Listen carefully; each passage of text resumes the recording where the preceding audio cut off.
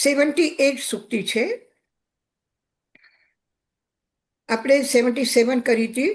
જહ જહ શુજ્જૈ સલિલમ તહ તહ રૂવાય પાસઈ દિઠ્ઠી ઈય જહ જહ તત્તરોઈ તહ તહ તત્તાગમો હોઈ. જેવી રીતે જેમ જેમ પાણી શુદ્ધ થશે એમ એમ પાણીમાં રૂપ દેખાશે, પ્રતિબિંબ દેખાશે. આ સ્વભાવ છે. એવી જ રીતે જેમ જેમ તત્વ રુચિ વધશે એમ એમ તત્વનું જ્ઞાન થશે.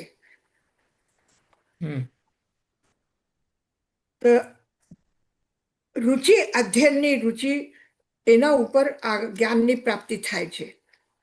આગળનું છે સાલમ બનો પડંતો અપ્પાનમ દુગ્ગમે વિધારેયી ઈય સાલંબન સેવા ધારેયી જહમ અસડ ભાવમ. કે જેવી રીતે એક વ્યક્તિ, કલ્પના કરો કે ક્યાંયથી ઉપરથી પડે છે, પહાડ ઉપરથી પડે, ઝાડ ઉપરથી પડે કે સીડી ઉપરથી પડે, ગમે ત્યાંથી મકાનમાંથી ઉપરથી કૂદકો મારીને પડે અને કદાચ એને જો કોઈ રસ્તામાં એવો સહારો, આલંબન મળે તો એ આલંબન પકડીને એ પાછો ઉપર આવી શકે છે. પહાડ ઉપરથી પડ્યા ને નીચે એક ઝાડ મળી ગયું અને ઝાડના ઉપર જ આપણે એકદમ પડી ગયા અને ઝાડને પકડી લીધું. પછી ઝાડને પકડ્યા પછી કોઈ બચાવવા માટે આવ્યું હોય તો એ તમને રસ્સી નીચે ફેંકીને કહેશે રસ્સી પકડો. તમે રસ્સીને પકડી લીધું પછી એ રસ્સી ઉપરથી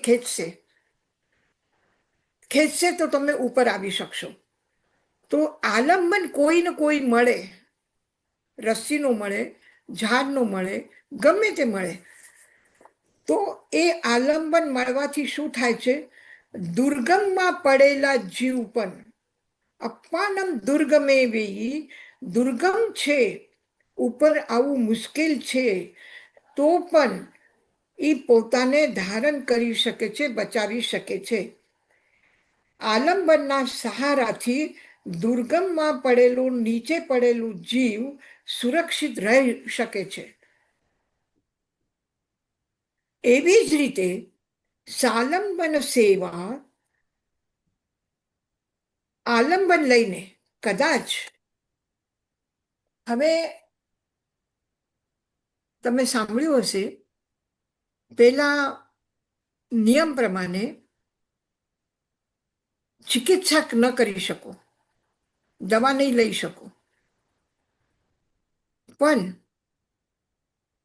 એના આલંબનથી આ વિધિ માર્ગ હતો. પણ અપવાદ માર્ગ છે. બે રસ્તા છે કોઈ પણ નિયમ માટે પાલન કરવા માટે. એકાંત આગ્રહ નથી કોઈ પણ વાત નહીં. એમ નહીં કેવા નિયમ લીધું છે તો ભલે મરી જાઉં પણ હું નહીં છોડું, એવી રીતે નથી. એ વાત પક્કી ધ્યાનમાં રાખજો કે આપણે એક નવકારસીના પચકાન પણ કરીએ છીએ. નવકારસીના પચકાન તમને ખબર છે કે સૂર્યોદય પછી 48 મિનિટ સુધીના છે. આ 48 મિનિટના પચકાન લીધા. આ પચકાનમાં પણ આપણે શું બોલી રહ્યા છે? સહસાગારેનમ મહત્તરાગારેનમ સૌ સમાહી વત્યાગારેનમ. અચાનક કોઈ એવું કારણ આવી પડે અને એમાં તમને ક્યાંય બહાર જવાનું છે, ક્યાંય કરવું છે, કઈ કામ માટે કરવું છે, એવું આકસ્મિક કોઈ કારણ આવે, સડનલી કંઈ કરવું પડે અને એ વખતે જો તમને ઉપવાસના પચકાન કર્યા હોય કે નવકારસીના પચકાન કર્યા હોય, જે પણ પચકાન કર્યા અને એ તમારે પચકાન ન પાડવું પડે તો કઈ વાંધો નહીં. આગાર રાખી લીધું, છૂટ રાખી છે. વિધિ માર્ગ છે કે મારે 48 મિનિટ સુધી કંઈ લેવાનું નથી. વિધિ માર્ગ છે કે મારે 24ના પચકાન કરેલા છે. પણ અપવાદ છે કે આકસ્મિક કોઈ એવું કારણ આવી પડે તો તમે લઈ શકો છો. પચકાનમાં જ આગાર આવે.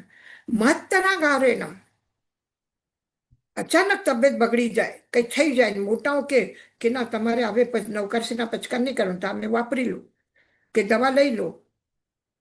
તો મહત્તરના કારણે મહત્તર મોટા વ્યક્તિ કહે, જ્ઞાની સમજદાર વ્યક્તિ કઈ સલાહ આપે તો તમને છૂટ છે. પછી તમને પચકાન ક્યાં સુધી છે? સર્વ સમાહી વત્યાગારેનમ, બધી રીતે શરીરમાં સાતા હોય, સમાધિ ભાવમાં તમે રહી શકો છો ત્યાં સુધી તમને પચકાન, નહીં તો નહીં. તો એક 48 મિનિટના પચકાન માટે પણ અપવાદ માર્ગ છે, વિધિ માર્ગ છે, આ નથી કરવું. પણ સડનલી કોઈ એવું કામ આવી પડે તો તમે જઈ શકો છો, કરી શકો છો.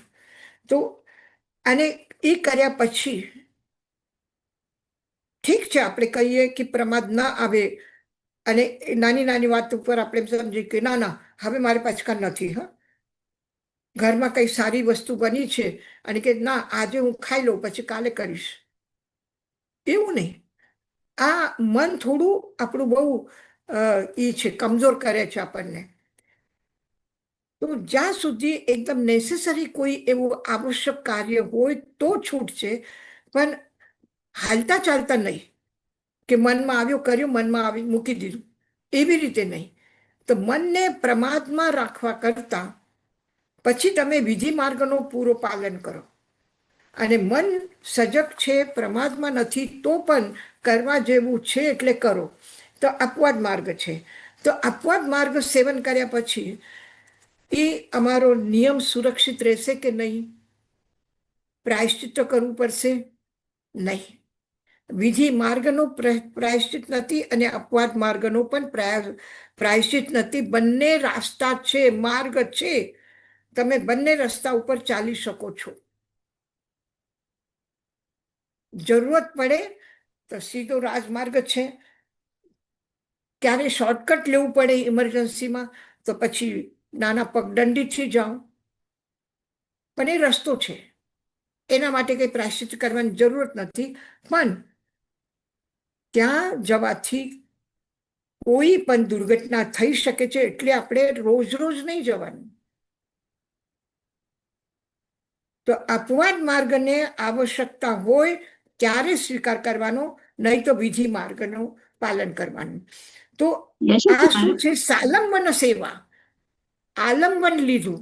શેનું આલંબન લીધું? જે કરવા જેવું નથી એ કર્યું,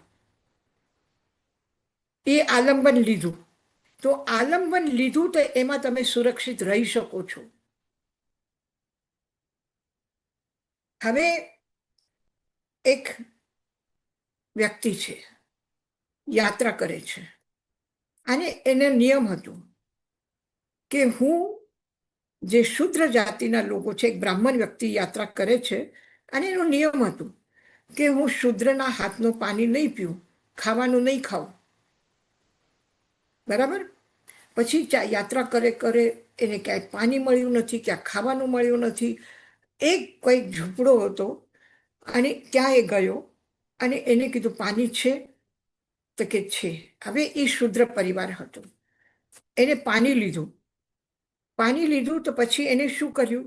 ઓલા વ્યક્તિ કીધું ના, જમવાનું ટાઈમ થઈ ગયું છે, તમે જમી લો ને અમારી સાથે. કે ના ના ના, હું જમું નહીં. શું કામ નહીં જમું? તો કે મેં હું શુદ્રના ઘરનો, મારે નિયમ છે, આહાર પાણી નહીં લેવાનું. કે તમે પાણી તો પીધું ને? તો કે પાણી વગર મારું જીવન ખતમ થઈ જવાનું હતું, હું જીવી ન શકું એવી સ્થિતિ હતી, એટલા માટે મેં પાણી લીધું, પણ હું જમીશ નહીં, હું આજે ભૂખો રહી શકું છું. તો કેટલા સુધી કેટલી જરૂરત છે, કેટલી આપણને આવશ્યકતા છે. હવે એક દવા આપણે લીધી, એ દવાથી સારું થઈ ગયું, તો સારું થયા પછી પણ આપણે દવા લઈશું? સારું થયું તો દવા મૂકી દઈશું ને? કે નહીં નહીં, આ દવા બહુ સારી છે, એનાથી મને સારું થયું, હવે હું રોજ લઈશ. પણ જો ડોક્ટર કહેશે કે તમારે 2 ટેબ્લેટ લેવાની છે તો 2 જ લઈશું આપણે.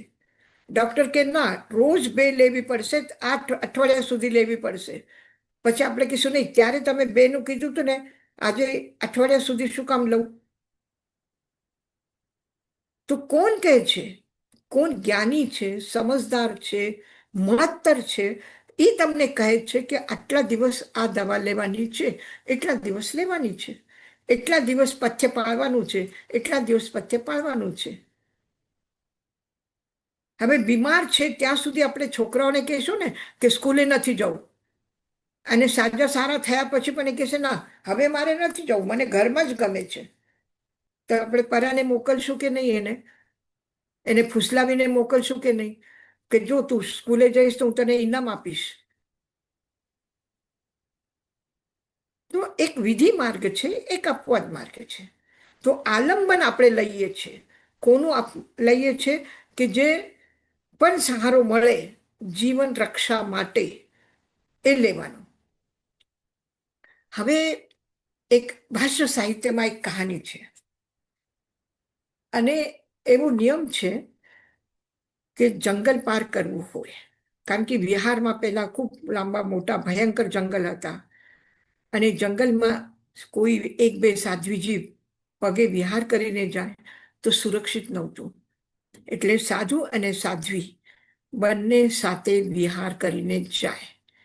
સાધ્વીજી વચમાં હોય, આગળ સાધુ ચાલે, પાછળ સાધુ ચાલે. અને એમાં પણ નિયમ છે કે જે બાળક છે, નાના ઉંમરના છે, જે વૃદ્ધ છે, એ વચમાં રહેશે, અને આગળ પાછળ યુવા સાધુ રહેશે. કે કોઈ પણ ઉપસર્ગ આવે, કોઈ સંકટ આવે, બચાવવાની કંઈક જરૂરત પડે તો યુવા વ્યક્તિ એનો પ્રતિકાર કરશે અને બાળકને અને વૃદ્ધ લોકોને બચાવશે, સાધ્વીજીને બચાવશે. એવો નિયમ હતો.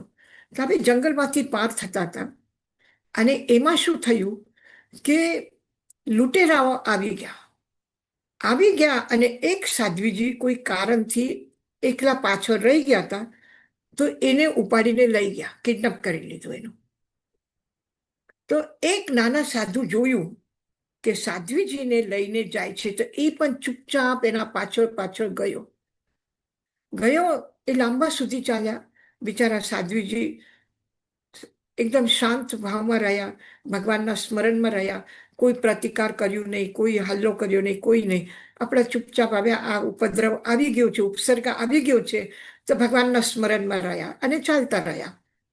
એ કે આ બહુ સીધા સાદા છે, સરળ છે, તેમ કરો કે હવે બહુ દૂર નીકળી ગયા, આપણે ગામ નજદીક આવ્યો છે, તો એક ઝાડના નીચે બેસીને આરામ કરો.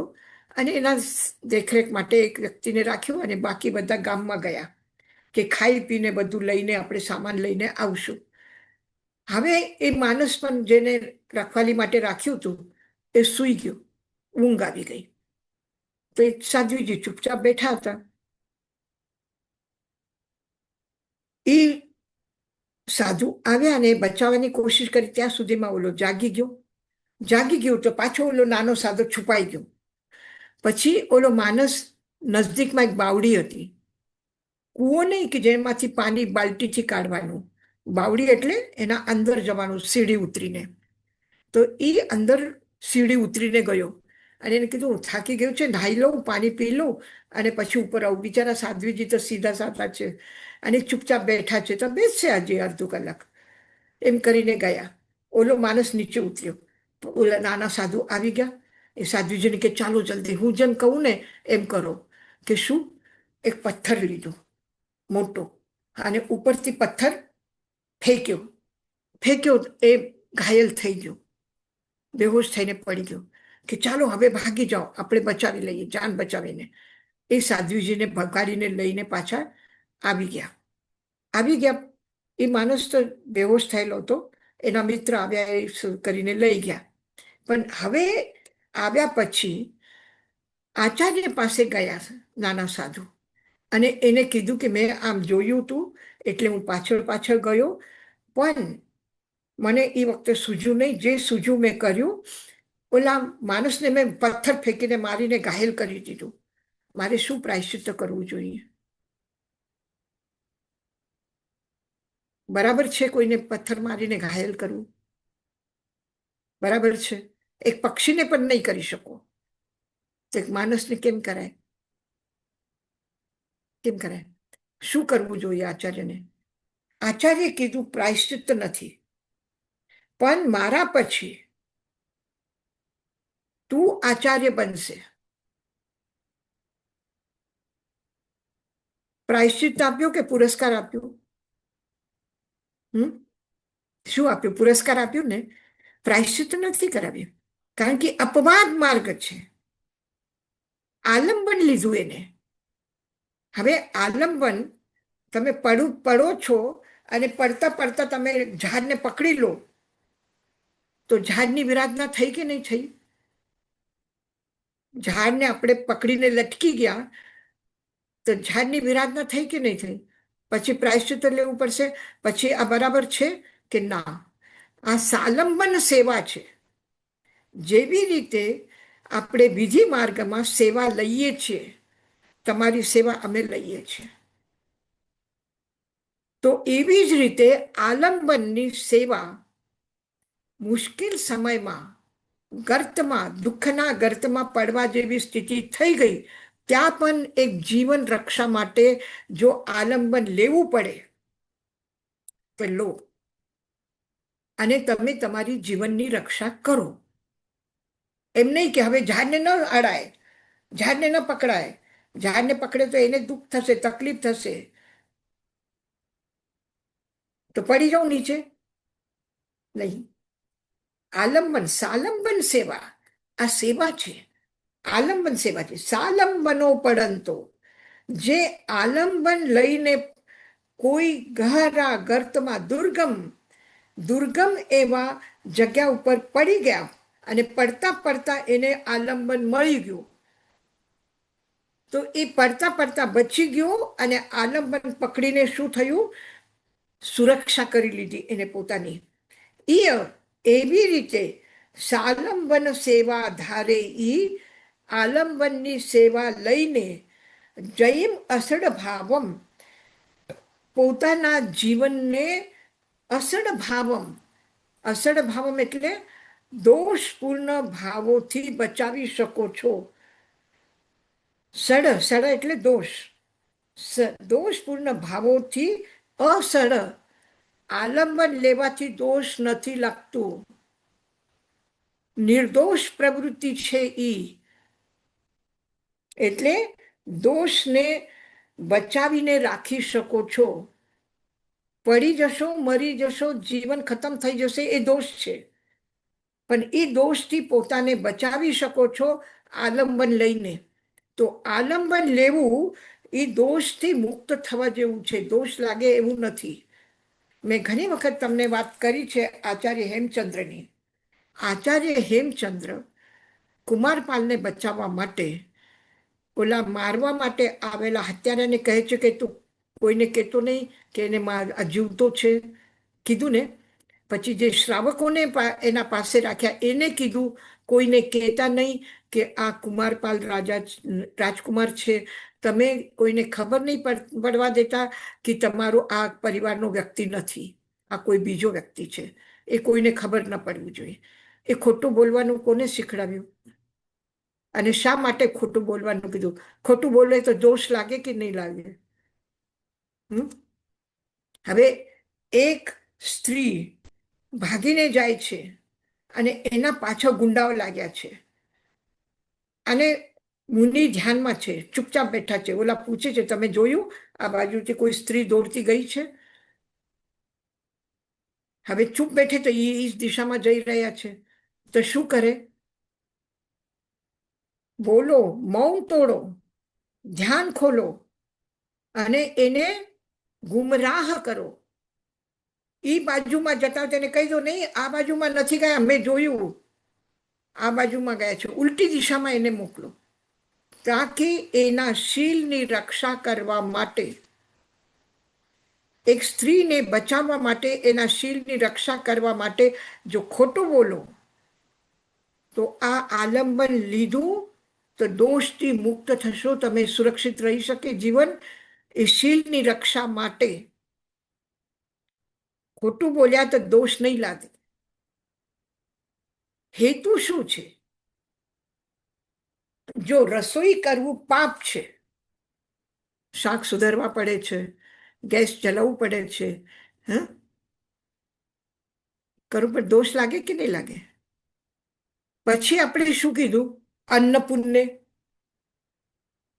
કોઈને જમાડું તો તમને પુણ્ય થશે. હવે તમે રસોઈ કરો તો પાપ લાગે, અને રસોઈ ખવડાવો તો પુણ્ય લાગે, એવું કેવું? તો પછી રસોઈ બનાવવી જોઈએ કે નહીં? પુણ્ય અર્જન કરવું જોઈએ કે નહીં? અતિથિ સમવિભાગ વ્રત. તમે ઘરે આવેલા લોકોને તમે જમવાનો, તો તમને વ્રતનું પાલન થાય છે, દોષ નથી લાગતું. વ્રતનું પાલન કરો છો, 12મા વ્રતનું પાલન કરો છો, અને એ વ્રતનું પાલન કરીને નૈસારના ભાવમાં સમ્યક્તોની પ્રાપ્તિ કરી છે ભગવાન મહાવીર. તો પછી દોષ કેમ કહેવાય? દોષ કહેવાય ના. તમે અપવાદ માર્ગમાં આવશ્યક છે એટલા માટે, જીવનની રક્ષા માટે, સ્વાસ્થ્યની રક્ષા માટે થઈને આહાર લેવી પડે, દવા લેવી પડે, ભોજન કરાવવું પડે, અને કરવું પડે. આ તો બોલવાની ભાષા છે, મારી ગલત ભાષા હું બોલું છું. પડતું નથી. પડે છે તો પડતું મૂકો, તમે નહીં કરો. શું કરવું? સગાવાલા છે તો જમાડવા જ પડે ને. આવું કરીને જમાડશું તો પાપ લાગશે. પણ ના, ઘરે આવ્યા છે, ટાઈમ ઉપર આવ્યા છે, ક્યાં જશે બહાર જમવા? મારી ત્યાં બન્યું છે, અને મને અનુકૂળતા છે બધાને ખવડાવવાની. પ્રેમથી ખવડાવો તો પુણ્ય છે. તો પછી 12મો વ્રત પાલન કર્યું થાય છે. વ્રતનું પાલન કરવું એ દોષ નથી, પણ નિર્દોષ ચારિત્ર છે. અહિંસા વ્રતનું પાલન કરો તો દોષ લાગે છે? નહીં ને. પછી 12મા વ્રતનું પાલન કરો તો દોષ કેવી રીતે લાગશે? નહીં લાગે. તો એટલે આ સમજવું કે ક્યાં દોષ છે, ક્યાં નિર્દોષપણું છે. તો દોષ અને નિર્દોષની બહુ ઝીણી એક ડિમાર્કેશન છે એમાં. એને સમજવું બહુ મુશ્કેલ છે. એટલે એક જ વાત સમજો કે આલંબન લઈને જો જીવનની સુરક્ષા કરીએ છીએ, આ સૌથી મોટો નિર્દોષ વ્યક્તિ છે. આ આચરણ નિર્દોષ આચરણ છે. અસડ ભાવમ, સડભાવમ દોષપૂર્ણ ભાવ છે. અસડ ભાવમ એટલે નિર્દોષ ભાવ છે, અને એ આપણે ધારણ કરી રહ્યા છે. એટલે અપવાદ માર્ગમાં કોઈ આવશ્યકતા થઈ અને કરીએ આપણે, આ ખોટું નથી. આ ખોટું નથી. સાલંબનો પડંતો અપાલમ દુર્ગમે ધારેઈ ઈય સાલંબન સેવા ધારેઈ જયીમ અસડ ભાવમ.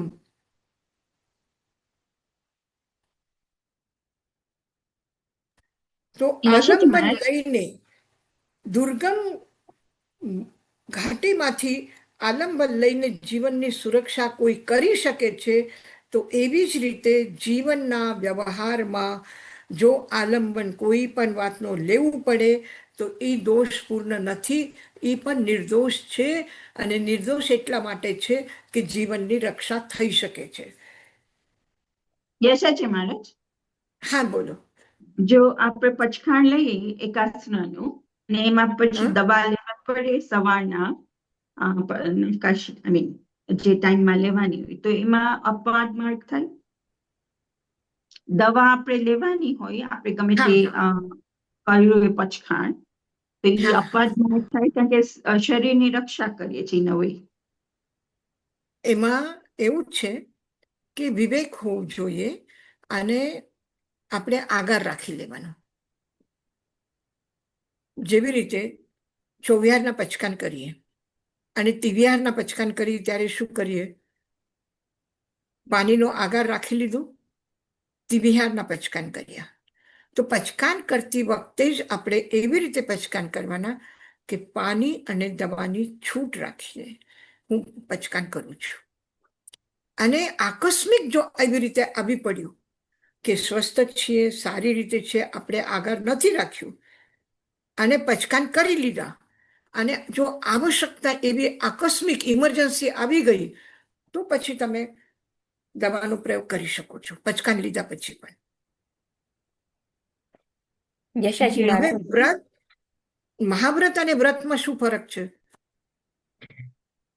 મહાવ્રતમાં શું કીધું કે સર્વમ સાવજ્યમ જોગમ પચખામી, બધા જ સાવધ્ય વ્યાપારનો હું ત્યાગ કરું છું, એ મહાવ્રતના પચકાન.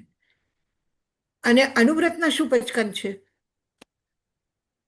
અનુવ્રતના શું પચકાન છે?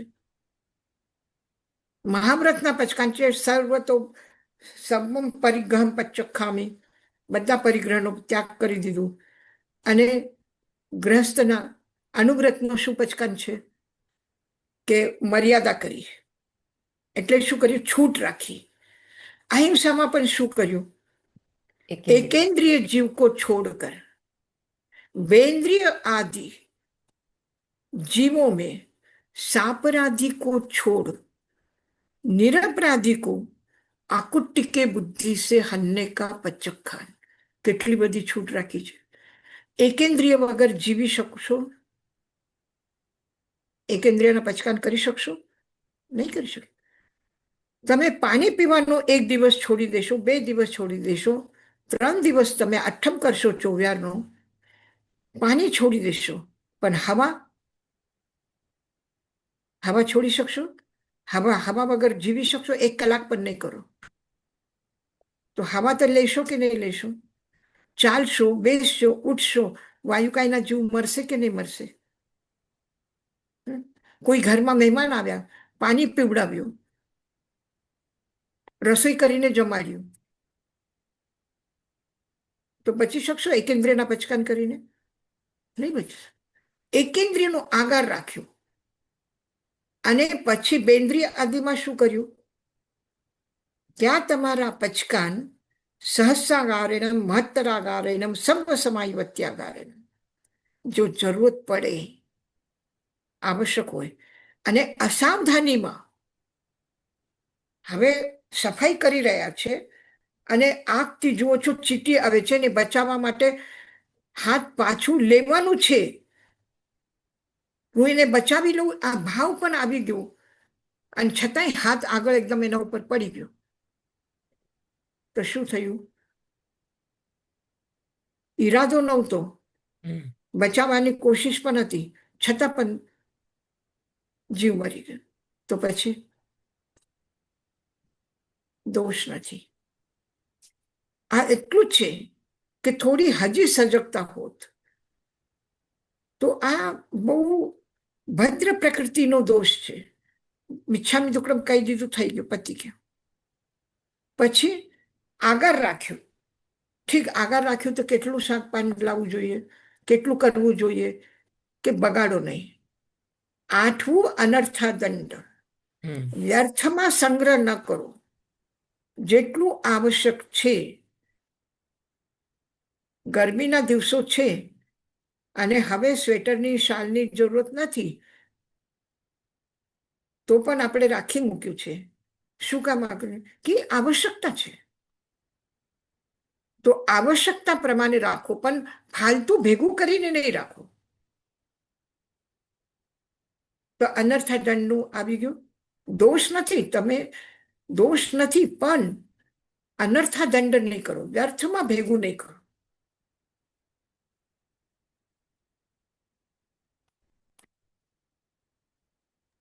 થેન્ક યુ યશાજી તો મહારાજ. એવી જ રીતે દવાના એનું કરી શકો છો. યશાજી મહારાજ, આપણે કેમ હા. મહાવ્રતમાં બધા જીવોનો લઈએ છે, પણ આપણને ખબર છે કે આપણને શ્વાસોશ્વાસ તો લેવાનું જ છે, અંતે લેવાની છે, બ્લડ સર્ક્યુલેશન મોક્ષ, ચાલવાનું જ છે. હા, મોક્ષ સુધી, મોક્ષ થાય ત્યાં સુધી લેવાનું છે. તો કેમ એ આપણા મહાવ્રતમાં એવું આવ્યું છે? ત્યાં શું છે? લક્ષ્ય છે. મારું લક્ષ્ય છે કે હું પૂર્ણ અહિંસાનું પાલન કરું. સંકલ્પ કર્યો છે, પણ યાત્રા મારી હજી સંકલ્પ પ્રમાણે નથી થઈ રહી. વિહાર કરીએ જ છે. મહાવ્રતના પચકાન લીધા પછી પણ વિહાર કરે છે. ભગવાન મહાવીરના સમૂહ શરણ ગુણશીલ ઉદ્યાનમાં લાગે છે અને ગુણશીલ ઉદ્યાનમાં હજારો લોકો બેસે એવી વ્યવસ્થા છે. સમૂહ શરણ લાગેમાં કેટલા લોકો બેઠે? તો શું લીલોતરીનો સ્પર્શ નહીં થયું હોય ઉદ્યાનમાં? નીચે ઘાસ તો ઉગ્યો હશે કે નહીં જમીનમાં? પછી દોષ તો લાગે જ છે, પણ એમ નહીં કે હું ધન પગ પછાડીને જાઉં. એમ નથી કે એમાંથી રસ્તો બચાવીને ચાલું. એમાંથી પણ કોશિશ કરું કે મેં લીલોતરી છોડીને જો બીજો રસ્તો હશે તો એનાથી હું નીકળું. તો લક્ષ્ય છે કે એ પણ દોષ નહીં લાગે. એટલે ત્યાં પણ ઘણી બધી જાગૃત અવસ્થાની આવશ્યકતા છે. એટલે અનાવશ્યક કરવું નથી અને આવશ્યક છે એ કરવાનું છે. હવે તમે એમ કહેશો કે પછી પચકાનો જ એવી રીતે લેવાના. હવે સામાયિક ચારિત્ર, મહાવ્રતના પચકાન લીધા, દીક્ષા લીધી. દીક્ષાના શું પચકાન લીધા? કરે મે ભંતે સામાયિયમ સાવજ્જમ જોગમ પચક્ખામી. અને તમે સામાયિક લો, 1 કલાકની સામાયિક કરો. તમે શું પચકાનમાં બોલો? એ જ પાઠ બોલો છો ને, કરે મે ભંતે સામાયિયમ સાવજ્જમ. ત્યાં એટલું જ ફરક છે કે ત્યાં યાવત જીવમ અને મહાવ્રતમાં અને સામાયિક વ્રતમાં કેટલું કરો છો? 1 મુહૂર્તના પચકાન, એક કલાકના પચકાન કર્યા. અને મારું લક્ષ્ય છે આખી જિંદગીનું, એટલે હું આખા જિંદગીના પચકાન લીધા. પણ દોષ લાગે છે. દોષ તમને પણ લાગે છે 1 કલાકના સામાયિકમાં, અને દોષ મને પણ લાગે છે આખા જીવનની સામાયિકમાં. સામાયિક ચારિત્ર છે ને, પાઠ એ જ છે, ખાલી સમયના મર્યાદાનો એ છે. તમે 1 કલાક પછી જે પણ કંઈ પરિગ્રહ છોડ્યું, જે પણ કંઈ અહિંસા માટે મર્યાદા કરી, એ બધું પાછું 1 કલાક પછી પાછું તમે લેશો. સામાયિક કરી એટલે ઘર મૂકી દીધું એમ નથી. 1 કલાક પછી આ ઘર મારું જ છે. 1 કલાક પછી બધું દાગીનું મારું જ છે. પણ 1 કલાક સુધી શું કર્યું? અત્યારે આ મારું કાંઈ નથી, પણ પાછું સ્વીકાર કર્યું. અને મહાવ્રતમાં જે નિયમ લીધું હતું, આ 1 કલાક માટે નથી, યાવત જીવન માટે. એટલે છોડ્યું, મકાન છોડ્યું, પરિવાર છોડ્યું, ઘર છોડ્યું, બધું છોડી દીધું. બ્રહ્મચર્યનો નિયમ લીધું, યાવત જીવનનું બ્રહ્મચર્ય. ફક્ત થોડું વાંધો આવે છે, ક્યાં આવે છે? અહિંસામાં. કે એના વગર જીવનનો રક્ષક છે. આજે આપણે કપડાં ખાઈને જીવી નથી શકવાના, લાકડું ખાઈને જીવી નથી શકવાના, સિમેન્ટ ખાઈને જીવી નથી શકવાના. ખાવું તો આપણે અનાજ પડશે, ખાવું તો શાકભાજી ખાવું પડશે, ફ્રૂટ ખાવા પડશે. એટલે વનસ્પતિ કાય ઉપર આપણું જીવન ટકીને રહ્યું છે, અગ્નિ કાય ઉપર ટકીને રહ્યું છે, વાયુ કાય ઉપર રહ્યું છે, અપકાય ઉપર રહ્યું છે. તો એનો સંપૂર્ણ ત્યાગ તો નહીં થઈ શકે, પણ સંપૂર્ણ ત્યાગનો સંકલ્પ મહાવ્રતમાં છે અને બચવાની પૂરી કોશિશ કરવાની છે. પછી લઈ લીધું 1 કલાક પછી પાછું લઈ લીધું એવું નથી. છોડી દીધું 1 કલાક માટે ઈ અનુવ્રત. થેન્ક યુ યશાજી મહારાજ.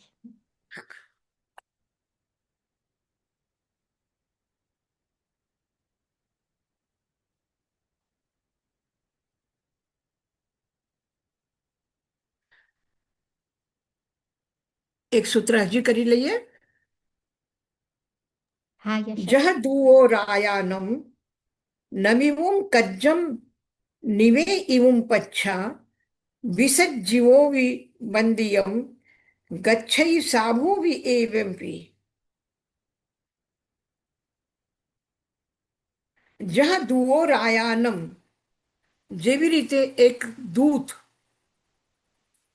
રાજાના પાસે જાય છે, નમિવું કજ્જમ, પ્રણામ કરીને, નિવે એવું પચ્છા, અને જ્યારે રાજા પાસે એક દૂત જાય છે તો એને પ્રણામ કરે છે, પછી એને બધી વાત કરે છે, અને નિવેયું, નિવેદન કર્યા પછી પચ્છા, પછી પણ વિસજ્જીવો વિવંદિયમ, પાછું જ્યારે નીકળે છે ત્યારે પાછા પ્રણામ કરે છે. ગચ્છૈ સાભુવી એવી જ રીતે ગુરુજનો પાસે જ્યારે કોઈ જાય છે ત્યારે પણ વંદન કરવાના હોય છે, અને જ્યારે નિવેદન કરીને પાછા આવે છે ત્યારે પણ વંદન કરવાના. એટલે વાત કરો ત્યારે એના પહેલા પ્રણામ કરો, અને બધી વાત કર્યા પછી પાછા પ્રણામ કરીને પછી નીકળો. એમને એમ નહીં કે પ્રણામ કર્યું, વાત કરી અને પછી એમને એમ ઊભા થઈ ગયા. ઊભા થઈને જાઓ ત્યારે પણ આપણે ગૃહસ્થમાં પણ, આપણે આ તો રાજાની વાત કરી, એક દૂતની વાત કરી, પણ આપણા કોઈના ઘરે ગયા તો જઈને પહેલા જય જિનેન્દ્ર કરીએ, પછી જ્યારે પાછા ત્યાંથી નીકળશું એના ઘરથી ત્યારે પણ પાછા જય જિનેન્દ્ર કહીએ ને નીકળતી વખતે, કે એમને ઊભા થઈને ચાલતા થશું નહીં. તો આ શું છે? આ વિનય છે. અને ગુસ્સામાં જો ઊભા થાવ તો શું કરો છો? પ્રણામ, જય જિનેન્દ્ર કઈ કરશો નહીં, એમને ઊભા થઈને નીકળી જશો. તો વિનય અને ક્રોધ, ખબર પડી ને કે આપણે વિનય હોય તો મળ્યા ત્યારે પણ કહેશું જય જિનેન્દ્ર, અને જ્યારે પાછા ત્યાંથી મળીને નીકળી જશું એના ઘરથી, કે જો અલગ થશું ત્યારે પણ આપણે જય જિનેન્દ્ર કહેશું, પ્રણામ કહેશું. તો આ શું છે? વિનય છે. તો જેવી રીતે રાજાના પાસે એક દૂત જાય, હવે બે દેશના વચમાં યુદ્ધ ચાલતા હશે, અને યુદ્ધના વખતે જો શત્રુ રાજાનો દૂત આવ્યો હશે તો શું એને શત્રુનો આ વ્યક્તિ છે એટલે મારી નાખવી છે? મારી નહીં શકે. એને મારી નહીં શકે, દૂતને મારી નહીં શકે. બધી વાત એ કરી શકે, જે એના રાજાએ કીધું છે એ બધી વાત એને એ કરશે. પણ એને કોઈ તું અપરાધ કર્યું છે, તું મારા રાજાના સામે શરત રાખી છે, એના સામે આમ બોલ્યો છે, એ કોઈ વાતની નહીં. જે બોલે છે એ સાંભળી લેવાનું હોય છે. એને મારવાનું, એને કોઈ દંડ નહીં, એમને એમ સુરક્ષિત પાછું મોકલવાનું છે. તો આ પણ શું છે? આ નિયમ છે.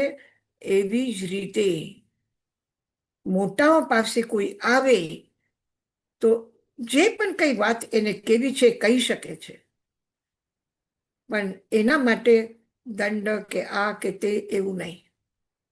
એવી જ રીતે એ આવે ત્યારે કેમ કરશે? આ મારો શત્રુ છે, એમના સાથે યુદ્ધ ચાલે છે, તો પ્રણામ શું કામ કરું? જે કીધું છે કહી જાઉં અને નીકળી જાઉં? નહીં. પહેલા પ્રણામ કરો, પ્રણામ કરીને વાત કરો, અને વાત કર્યા પછી પાછા પ્રણામ કરીને નીકળો. તો આ વિનય છે. આ વિનય છે.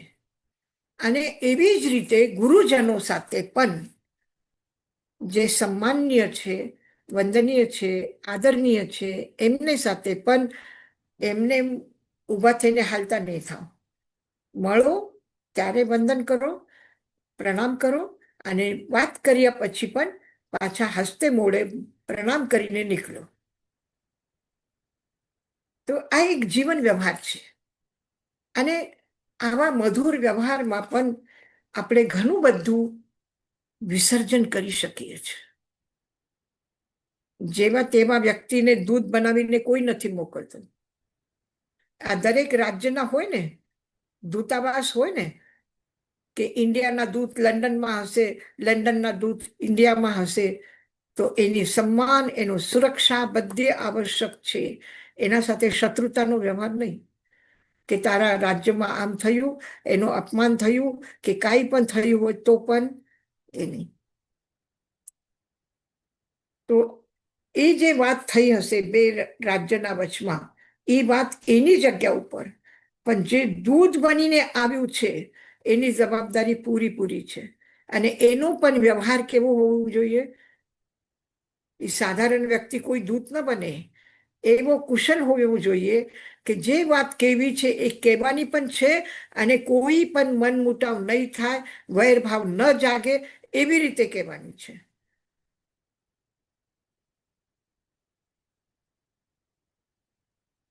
જહ દુઓ રાયાનમ, જેવી રીતે રાજાનો દૂત નમી ઉમ કજ્જમ, પ્રણામ કરીને નિવે ઇવું પચ્છા, નિવેદન કરે, અને નિવેદન કર્યા પછી પણ વિસર્જીવો વિવંદિયમ, જ્યારે વિસર્જન કરવાનું છે, જ્યારે પાછો ફરવાનું છે, ત્યારે પણ વંદન કરીને નીકળવાનું છે. એવી જ રીતે ગચ્છઈ સાભુવી એમેમ, તો ગુરુજનો પ્રતિ પણ એવા જ પ્રકારનો વ્યવહાર હોવો જોઈએ.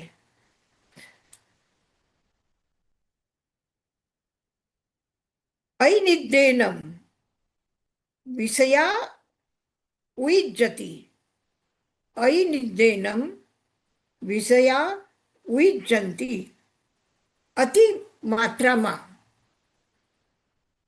અતિ સ્નિગ્ધ, નિધેન મતલબ સ્નિગ્ધ, અતિ અનિતેન ખૂબ ગરિષ્ઠ ભોજન કરવાથી, વિષયા ઉઇજ્જતિ વિષય વાસના પેદા થાય છે.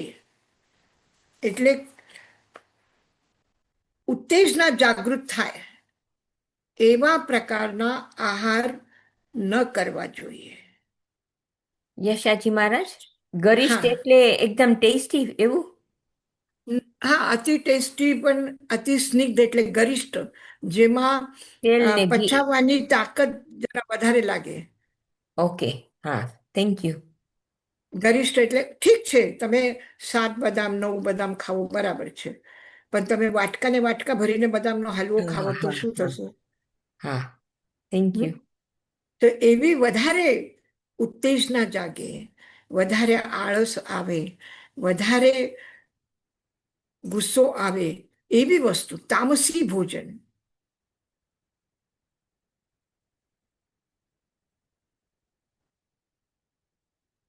જેનાથી નશો ચડે એવું ભોજન અતિ માત્રામાં નહીં લો. જેવી રીતે અંગુર છે કે ઓલાને શું કહેવાય, વોટરમિલન છે, એ થોડા પ્રમાણમાં લો તો એ ફાયદો કરે છે, પણ જો અતિ લો તો હા, તમે અપસેટ થઈ જાવ બીમાર અતિ થઈ. પ્રમાણમાં લેશો તો નશો ચડશે. નશો ચડે? હમ નશો નહીં, પણ આમ પેટમાં ઓલું અપસેટ થઈ જાય. નહીં, અસર થાય છે, મને અનુભવ છે. ઓકે. અમે એક વખત વિહાર કરીને ગયા, ગ્રેપ્સ આપણે કહીએ ને વાઈન, વિહાર હા, કરીને ગયા, હા, ફર્મેન્ટ થઈ અને જાય. હા, એક આખા દિવસમાં બીજું કંઈ મળ્યું નહીં આહાર કરવામાં, ખાલી એક ઘરથી એને વધારે એકદમ વોટરમેલન ઓરાવી દીધું. હવે વધારે કરીને આવ્યું તો શું કરવાનું? અમારે પાછું વિહાર બી કરવાનું હતું. ખાધા વગર કોઈ પાસમાં આવતું તો થોડું ઘણું અમે પહેલા આપી દેતા હતા. કોઈ અને ભૂખ્યો હશે તો પણ આપણે ભૂખ્યા રહીને પણ આપી દેતા હતા. એ તો મારાનો સ્વભાવ છે. પણ હવે કોઈ છે નહીં ને આ વધારે પડેલું છે તો શું કરવાનું? ફેંકી દેવાય નહીં, કાંઈ નહીં. તો મેં વધારે પ્રમાણમાં ઓલો વોટરમેલન ખાઈ લીધું. વોટરમેલન ખાયેલું મને એવું આમ ઘેન આવ્યા જેવું થયું કે હું ચાલુ તો મને ખબર ન પડે હું ઉપર જાઉં છું કે નીચે જાઉં છું. અને ઓલો કચરો કે એવું બધું ટાઈમરને બહુ છે કે આપણે ક્યાં પણ રોકાઈ ગયા હોય તો એમ તેમ કચરો છોડીને નહીં જવાનું, સફાઈ કરીને જવાનું. તો સફાઈ કરીને કચરો ફેંકવા ગઈ તો ઓલો જે બેગ હતી એ પણ ફેંકી દીધી સાથે. એ મને ભાન ન રહ્યું કે હું બેગ કાઢી લઉં, કચરો ફેંકી દઉં. પછી થોડી વાર પછી મને ધ્યાન આવ્યું, ક્યારે ઓલી બેગ હતી મારા હાથમાં, એ ક્યાં ગઈ?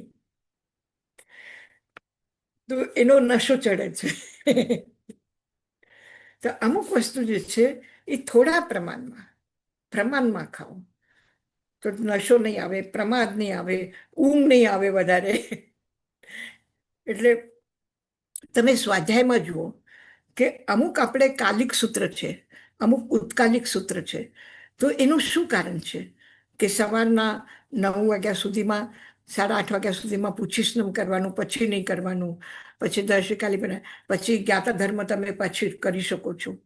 તમે સ્કૂલમાં પણ જુઓ, જે હાર્ડ સબ્જેક્ટ હોય એ ક્યારે ભણાવે છે? સ્કૂલમાં જઈને પહેલા બીજા પીરિયડમાં જે ભણાવવામાં આવે છે એ હાર્ડ સબ્જેક્ટ ભણાવવામાં આવે છે. પછી વાર્તાઓ છે કે હિસ્ટ્રી છે, જે કહાનીઓમાં છે એ પછી જ્યારે બપોરના જ્યારે આળસ આવે, સુસ્તી આવે, થાકી ગયા હોય ત્યારે એ કરવાનું. તો એવી જ રીતે શાસ્ત્રમાં પણ છે કે જે દ્રવ્યાનું યોગ છે એ પહેલા કરો સવારના, પછી બપોરના નહીં.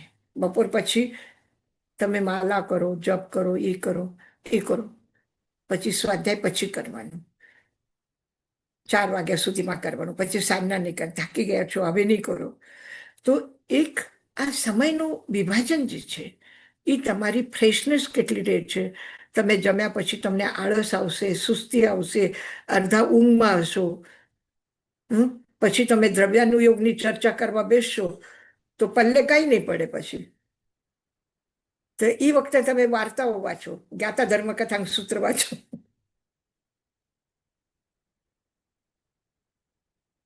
તો અનિર્દયનમ અતિ સ્નિગ્ધ, વધારે ગરિષ્ઠ ભોજન કરવાથી વિષય વાસના જાગે છે.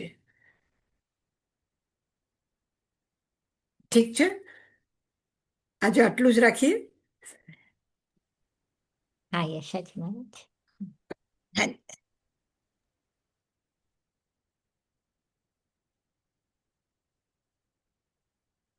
કોઈને પ્રશ્ન છે? 5 મિનિટ આપણે કરી લઈએ. હજી કોઈને કઈ પૂછવું છે? યશાજી મહારાજ, આપણે વાત કરી કે અપવાદને આપણે ક્યારે રાખી શકીએ, પણ અમારા વ્યવહારિક લાઈફમાં ઘણીવાર આપણે જરૂર ના હોય કે આપણને ડૉક્ટરે કીધું ના હોય તોય વિટામિન્સ ને એ બધું લઈએ, તો એ તો ખોટું કહેવાય ને, કે આપણને ખબર ન હોય કે શરીરની જરૂર છે કે નહીં. નહીં, આપણને ખબર નથી, બરાબર છે. પણ અપવાદ માર્ગમાં શરીરની રક્ષા કરવા માટે તમે શરીરને સાચવશો, શરીરની રક્ષા કરશો તો શરીરથી તમે ધર્મ ધ્યાન કરી શકશો, શરીરથી તમે સ્વાધ્યાય કરી શકો, શરીરથી તમે મહેનત કરીને, વધારે શ્રમ કરીને સારા કામ કરી શકશો, સારું કમાવીને પાછું આટલું કોઈને મદદરૂપ થઈ શકશો. પણ શરીર ન સ્વસ્થ હોય તો પછી શું કરવાનું? આમ તો કીધું કે તમારે અમારા સાધુ જીવન માટે કીધું છે કે તમે ચિકિત્સા નહીં કરાવો, બરાબર. પણ જો યુવા સાધુ છે, શિક્ષિત સાધુ છે, ભણેલા છે, વિદ્વાન છે, અને એ જો અસ્વસ્થ થઈ જાય તો એની તમે પહેલા જ ચિકિત્સા કરો.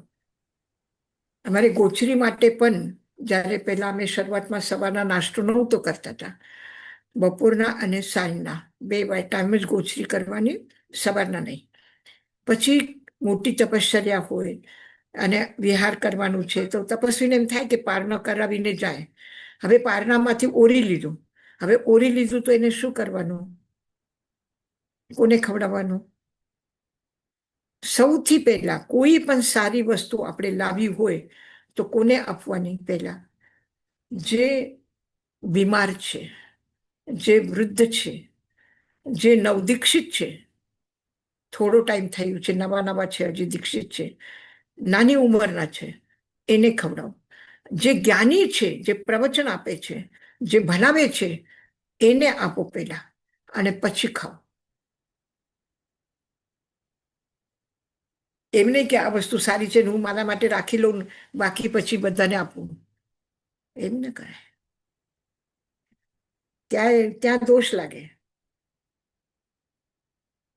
પણ કોઈ સારી વસ્તુ મને નવદીક્ષિત સમજીને આપ્યું કે મને હું આમના ભણું છું તો મારા માટે કરીને રાખ્યું એને, કે મને આપ્યું તો એને તમારી સેવા કરી, એને પુણ્ય લાભ થયો. અને હું એવું કરું કે ઓરવામાં આવ્યું, મને બહુ તમે સારી ચાદર આપીને હું છુપાવીને રાખી દઉં અને જેવું તેવું હશે એ બધાને આપી દઉં તો દોષ લાગે. તો યશાજી તો મહારાજ આ ક્યારે કેવી રીતે વાપરવાનું, હા કેટલું યુઝ કરવાનું, કોને આપવાનું. આપણે વૃદ્ધ માણસોને કહેશું, જે અન્ન વધારે પચાવી ન શકે એને કહેશું કે તમે નહીં, તમારે 4 રોટલી તો ખાવી જ જોઈએ. હા અને જે કામ કરે છે, આખો દિવસ મહેનત કરે છે, એને જો આપણે કહેશું કે નહીં તું ખીચડી ખાઈ લે બસ, તો બરાબર છે? નહીં. જે વૃદ્ધ છે, વડીલ છે, જેને આવશ્યકતા છે નરમ વસ્તુની, દાંત નથી ખાવા માટે, તેને આપણે કહીશું નહીં તમે ખીચડી ખાઓ. પણ જે યુવા છે, જેની શક્તિની આવશ્યકતા છે, કામ કરે છે 8-8, 10-10 કલાક, એને માટે તો રોટલી ખવડાવવાની જ છે ને. હા એટલે આમ આપણે વિવેક વાપરવાનો. આ વિવેક છે, આ વિવેક. ભેદભાવ નથી. હા આમાં આપણે વિવેક આપણા શરીરની રક્ષા કરીએ કે આપણા આત્માની આપણા કરીએ શરીરની રક્ષા માટે કરે. એમની, પણ આપણે એમ કહીએ ને આપણે આત્મા છીએ, શરીર નથી, તો ક્યારે આપણે ખબર પડે કે હું આ મારા શરીર માટે વધારે મને ઓલો રાગ છે કે નહીં, હા ઈ એની હું વિચાર કરતી હતી. આપણા પોતા માટે, બીજાને આપીએ તો જુદી વાત છે. હા, પણ પોતા માટે પણ આ શરીરથી હું સેવા કરી શકીશ, આ શરીરથી હું સ્વાધ્યાય કરી શકું, આ શરીરથી હું તપ કરી શકું. એટલે આજે નહીં તો પારનું શું કામ જરૂર છે? શું કામ તીર્થંકરો પણ પારણા કરે છે? પારણાની શું જરૂર છે? લગાતાર તપસ્યા કરો ને જ્યાં સુધી કેવળ જ્ઞાન ન મળે ત્યાં સુધી. પણ એવું નથી, પણ પારણા કરે છે. પારનું પણ એટલું મહત્વપૂર્ણ છે. અક્ષય તૃતીયા આવી રહી છે, આપણે પારણોનો ઉત્સવ મનાવવાના છે. તો પારણો કરવું કઈ પાપ છે? ના. જો પાપ હોય તો આપણે ઉત્સવ કેમ મનાવીએ? આખા વર્ષનો તો ઉત્સવ મનાવ્યો નથી અને પારણા ઉપર ભેગા થઈને બધાને પારણો કરાવવા જશો. તો આ પણ એક પારણો યશાજી છે. મહારાજ, મથેર વંદામી યશાજી મહારાજ, આ જે તમે હમણાં છેલ્લી સુક્તિ કરી એમાં એ એ એ ખાવાને શું કહે, તામસિક તામસિક નહીં, પણ જે આ તમે વર્ડ વાપર્યું કે આ બહુ ના ગરિષ્ઠ. નહીં, શરીર જેટલું તામસિક, પચાવી yeah. શકે, શરીર જેટલું આરામથી પચાવી શકે એટલું જ ખાવાનું. અને એ વસ્તુ ખાવાનું, વધારે નહીં ખાવાનું, અતિ ભોજન નહીં કરવાનું. શરીર ઉપર અત્યાચાર છે. શરીર પચાવી ન શકે અને વધારે આપણે ખાઈ લીધું, અથવા શરીરના પ્રમાણમાં ખાવાનું. વારે ઘડી આપણે ખાતા જ રહીએ તો ઓલું મશીન થાકી જાય બિચારો. આપણે એક મશીન ચલાવીએ તો એને પણ થોડો આરામ આપીએ કે નહીં આપીએ? તો આપણા પણ શરીરને આરામ આપવાની જરૂર છે. તો ક્યારે એકાસનો કરીએ, ક્યારે બ્યાસનો કરીએ, થોડું થોડું એ કરવું જ જોઈએ. સપ્તાહમાં એક દિવસ એવું હોય કે ખાલી ફ્રૂટ ખાઈએ, અનાજ નથી ખાવું. થોડું એને આરામ આપવાનું છે. બહુ કામ લઈએ છીએ એના પાસે. વધારે પડતું લઈએ ને તો ગડબડ થાય, પછી મશીન બગડી જાય. ઠીક છે. મંગળ પાઠ. નમો અરહંતાનં, નમો સિદ્ધાનં, નમો આયર્યાનં, નમો ઉચ્છાયાનં, નમો લોએ સવસાહુનમ, એસો પંચ નમોકારો સર્વ પાવપનાશનો, મંગલાનં ચ સર્વેસિં પરમં હવૈ મંગલમ. ગુરુદેવ की आज्ञा चत्तारि मंगलम, अरिहंता मंगलम, सिद्धा मंगलम, साहु मंगलम, केवलीपणतो धमो मंगलम. चत्तारि लोगुत्तमा, अरिहंता लोगुत्तमा, सिद्धा लोगुत्तमा, साहु लोगुत्तमा, केवलीपणतो धमो लोगुत्तमो. चत्तारि शरणं पवज्जामि, अरहन्ते शरणं पवज्जामि, सिद्धे शरणं पवज्जामि, साहु शरणं पवज्जामि, केवलीपन्नतं धम्मं शरणं पवज्जामि. अरहंत, सिद्ध, साधु और धर्म की शरण लेकर के जीवन की मंगलमय यात्रा कर रहे हैं आशीर्वाद है परमात्मा के, आशीर्वाद है परम पूज्य गुरुदेव और आचार्य श्री ताई माँ के। हम सबकी आपके सुंदर सुखद जीवन के लिए मंगलमय शुभकामना कहूँ છું। અત્યારે વંદામી આચાર્ય શ્રી આજી તાઈમાં આજી ખૂબ ખૂબ વંદના આજી કહીશ તો